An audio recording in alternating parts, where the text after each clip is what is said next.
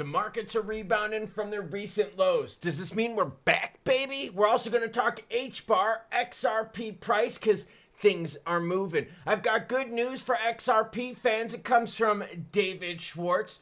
Chainlink, the choice for Grayscale? Yeah, but what about all the others? We'll get that and... I say lots of naughty things, so here's your warning. And yo, we finally got some green back up on the screen. And this is with low volume too, which is a great frickin' sign. Happy Sunday, by the way. Now, you know what we're gonna do? We're gonna do your comments because yes, at the beginning of every video, I share your comments. Maximus Decimus dropping support on the channel, some Canadian support. Thank you to my friends up north, Canada, eh? Says, thank you, kind sir. Enjoy your weekend. Dude, I got so much yard work done yesterday. I'm still burning trees from Hurricane Helene. Brad says 2 inches is very generous. That's right, I shouldn't give the United States government that much credit. Mike CL says legislation is such a huge factor. Rate cut and quantitative easing would lift all boats. Totally agree. But I have thought the same as you. The big money needs clarity on what they're buying, so should I. But I'm a believer in the long term, which is huge. Just have to be able to sit and wait it out. Is this the wait that we've been waiting for? I mean, come on, we're back in the green now across the board. XRP up 7.7% last 24 hours. ETH up 4.42. BTC up 3.4 while BNB's up 3.6. We're going to talk some SOL action along with some Hbar action because look at Hbar deep in the green, up 11% to 14.2. Altcoin season, well, I mean, you know, 24 out of 100, so I'm not going to get too excited. But what's really important is the massive amount of turnaround in the market. Hodgkinson refutes the narrative about vibe coding halting the network. Yeah, there was something wrong with the with the Cardano network, and it was coming from an exploit from code that was crafted in 2022. It says it's a very obscure arcane bug that came from a library in 2022, and 3 years later it was discovered. So someone probably pretty smart who was pretty familiar with Cardano stumbled across something and thought they're being cute and clever. This just proves to us that even code written years and years and years ago might get exploited later. Here's Charles's post if you want to read it.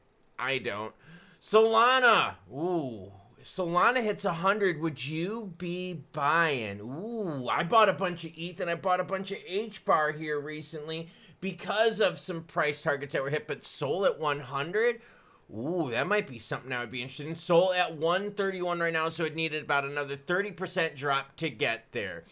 Sol, exponential moving averages are signaling the potential formation of a death cross. This pattern occurs when the short-term EMA crosses below the long-term EMA, often indicating the start of a prolonged downtrend.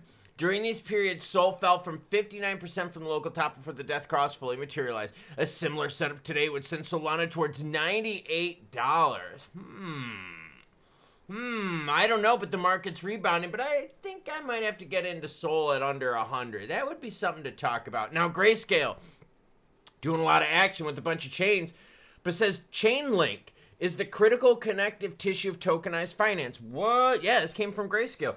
Grayscale has said that Chainlink will be at the center of the next major phase of blockchain adoption, referring to the project as critical connective tissue. In a recent research report, the asset manager argued that Chainlink's growing suite of software tools is emerging as an essential infrastructure for tokenization, cross-chain settlement, and the broader shift towards RWA. A more accurate description of Chainlink today would be modular middleware that lets on-chain applications safely, blah, blah, blah, blah. Either way, Grayscale is a big player out there, and they say Chainlink is the future, and that a lot of crypto is going to be built using Chainlink because they are the connective tissue of tokenized finance. What do you believe on that?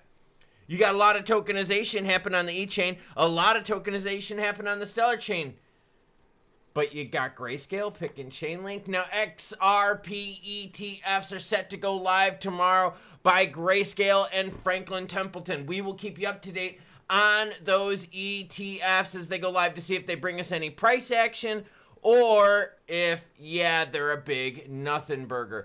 XRP reclaims $2 after massive $7 billion in inflows in 24 hours. Oh, yeah. We're watching it right now up on the screen. It's juicy. And here is that move. Here's the 15-minute variant for you.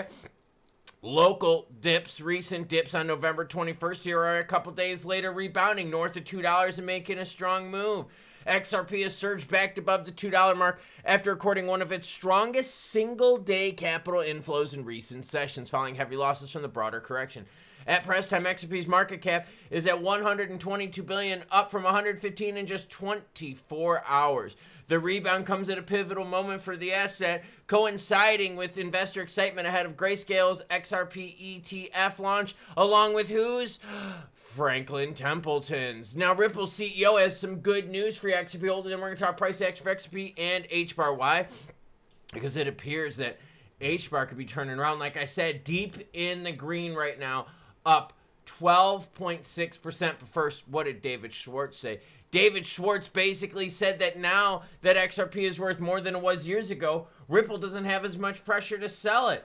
And it's because Ripple is making money. Ripple's revenue strategy drew fresh attention after David Schwartz delivered a direct message on how new income sources could ease concerns about XRP pressure. According to the Ripple's CTO, additional revenue models reduce the company's reliance on XRP liquidations when market conditions weaken.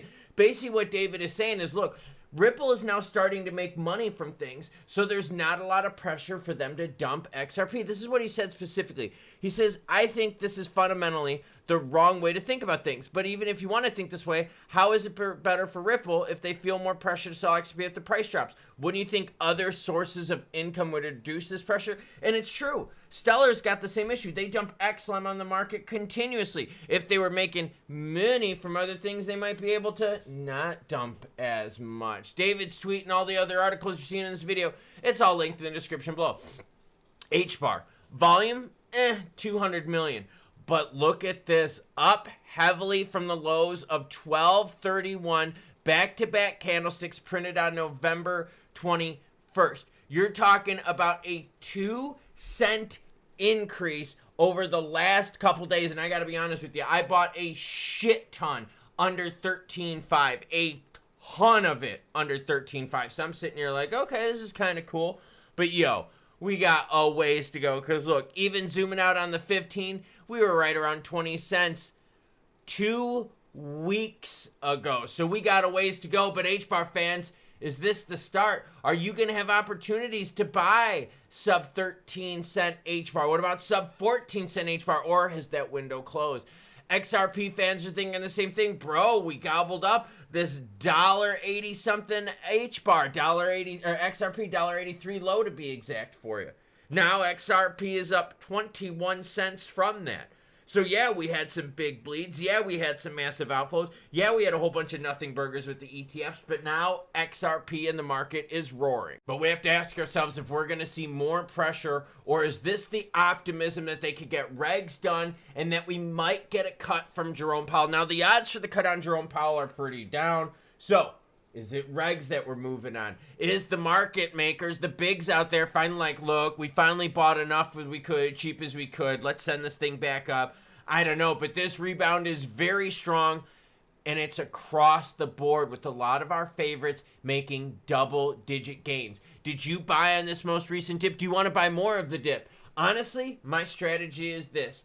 I'm going to keep buying under my average for my most recent purchases. I'm not going to chase on the way up. If Monday, Tuesday, Wednesday, Thursday, whatever frickin' day happens that we get a little red on the screen meltdown action, I'll be right there to buy below the current averages, because I did do a lot of shopping here over these last several days. So now, mind you, it wasn't just cryptos that were on sale, but stocks related to cryptos. And we saw that the stock market had a sale as well. Like the Guade jersey, yeah, I should definitely go back here soon. But it makes me wonder, is this it? Are we out of the trouble, and is the market going to start picking up from here? I'm going to have money put on the sidelines ready in case we get another little flasheroni, crasheroni. Why? Because what has really changed from the weekend where prices sucked to now?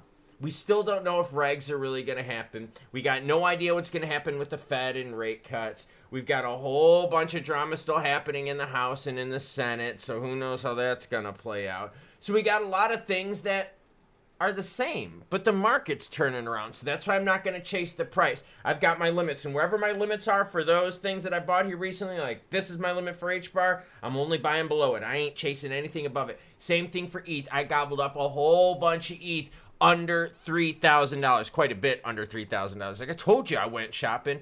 ETH hasn't really rebounded that much. So ETH is still in my buying window. Now HBAR, like I said, it's above my average right now. So no, I'm probably not going to touch it. BTC, low as well, hasn't rebounded a bunch. But the alts have had more strength in this move. And the alts will get more strength as we get the regs. And maybe the alts will even get more strength with some of these ETFs finally having a positive effect, because as of right now, the ETFs have been a big nothing burger. Happy Sunday to y'all. I'm going to keep bringing you the news as crypto is what? Hot, spicy, naughty, and relevant. And honestly, it's filled with pumps and dumps. So choo-choo what? Well, you know the deal, lemon peel. Happy Sunday and choo-choo bitches.